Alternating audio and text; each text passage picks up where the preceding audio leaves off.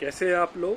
आज हम बात करेंगे कुछ ऐसे मुद्दों के बारे में जो कि आजकल ट्विटर पर ट्रेंड भी हो रहे हैं और बहुत ज़रूरी भी है। जैसा कि आप सब जानते हैं कि सरकार ने लॉकडाउन करा था और लॉकडाउन के बाद सरकार ने एक अवधि के लिए किस्त को पोस्टपोन करने का मौका दिया गया था लोगों को, जिसे हम कहते हैं मॉरेटोरियम। मॉरेटोरियम 1.0 आया, मॉरेटोरियम 2.0 आया। उसके बाद इन्होंने कहा कि हम लोन रिस्ट्रक्चरिंग करेंगे। पर क्या लोन रिस्ट्रक्चरिंग हुई?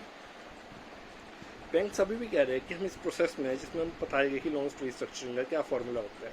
मीनवाइल बहुत सारे लोगों की ईएमआई प्रेजेंट करी गई सितंबर में और बहुत सारे लोगों की उसमें से ईएमआई बाउंस करी गई। जिन लोगों की ईएमआई प्रेजेंट करी गई उसमें से कई लोगों की ईएमआई जो बाउंस हुई, अब वो लोग ये कह रहे हैं कि हमें लोन मॉरेटोरियम 3.0 चाहिए, क्योंकि ये सब जानते हैं कि लॉकडाउन से जो इम्पैक्ट हुआ है कई इंडस्ट्रीज़ पे, कई सेक्टर्स पे, उसमें जो लोग एम्प्लॉयज़ थे या जो लोग सेल्फ एम्प्लॉयड थे, उनकी वजह से उन लोगों के अभी तक इनकम उतनी नहीं हुई है जितनी उनकी पहले हुआ करती थी। तो वो लोग मॉरेटोरियम दोबारा मांग रहे हैं। बट बैंक्स क्या कर रहे हैं, एनबीएफसीज क्या कर रही है, वो लोग बजाय मॉरेटोरियम देने के अपने थर्ड पार्टी रिकवरी एजेंट से कॉल करवा रहे हैं और कॉल पे उन्हें हरास करा जा रहा है, यूज़ करा जा रहा है। कुछ तो घर पे भी आया, कुछ घर आने की धमकी दे रहे हैं।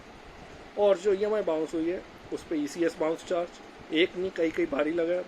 फॉर एग्जांपल किसी की 2000 रुपये की ईएमआई है तो उस पर ईसीएस बाउंस चार्ज 500 रुपये प्लस जीएसटी 3-4 बारी लग गए। इतने की ईएमआई नहीं है जितने का उसका ईसीएस बाउंस चार्ज लग चुका है।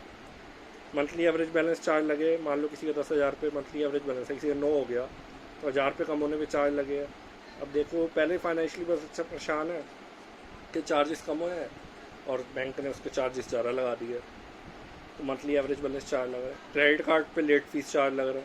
किसी का मिनिमम अमाउंट ड्यू है, वो 1-2 दिन नहीं दे पाया, देर हो गई, या उसने सोचा मॉरेटोरियम है, अप्लाई नहीं करा, उसे लगा कि मॉरेटोरियम ऑटोमेटिकली है, तो उसका लेट फीस चार्ज लगा दिया जो करीब 1000 रुपये होता है, या अलग अलग बैंकों का अलग अलग होता है। तो इतने भारी चार्जेस लग रहे हैं। और मॉरेटोरियम जो मांग रहे हैं उसे पिछले लॉकडाउन में भी नहीं, मॉरेटोरियम में भी नहीं दिया गया। अब तो कह रहे जी है ही नहीं, जब सुप्रीम कोर्ट ने कहा 28 तारीख तक है। तो आप ये देखिए, सरकार को देखना चाहिए, आरबीआई को देखना चाहिए कि ये लोग आरबीआई की कोई गाइडलाइन नहीं मान रहे, सुप्रीम कोर्ट की कोई गाइडलाइन नहीं मान रहे।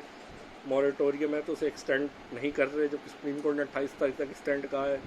लोन रिस्ट्रक्चरिंग वगैरह हमारे पास कोई प्लान नहीं है, तो ऐसे थोड़ी चलेगा। सरकार को खुद से आगे कहना चाहिए कि मॉरेटोरियम 3.0 हो। सारे monthly average balance charge, ECS bounce charge, late fees वगैरह ये सब वेव ऑफ करनी चाहिए। जिसकी कट चुकी है उसे रिफंड करनी चाहिए और कम से कम 31 मार्च 2021 तक रिमूव करनी चाहिए और मॉरेटोरियम देना चाहिए, ऑटोमेटिक मॉरेटोरियम। जो मांगे उसका, जिसकी ईएमआई बाउंस हो जाए उसको मॉरेटोरियम, बिना कोई बाउंस चार्ज लगाए, ईसीएस चार्ज लगाए, लेट फी लगाए, कोई और चार्ज लगाए, उसको ऑटोमेटिक मॉरेटोरियम। जिसका बाउंस हुआ उसका मॉरेटोरियम, नहीं बाउंस हुआ किसी का, वो खुद अप्लाई करके मॉरेटोरियम ले 6 महीने तक। और interest minimum to minimum possible है, बिल्कुल भी इंटरेस्ट है, क्योंकि जनता तो काम कर रही थी। आप, सरकार ने कहा कि लॉकडाउन लगाओ, हालांकि जनता की सेफ्टी के लिए लगाया, तो जनता काम कर रही थी।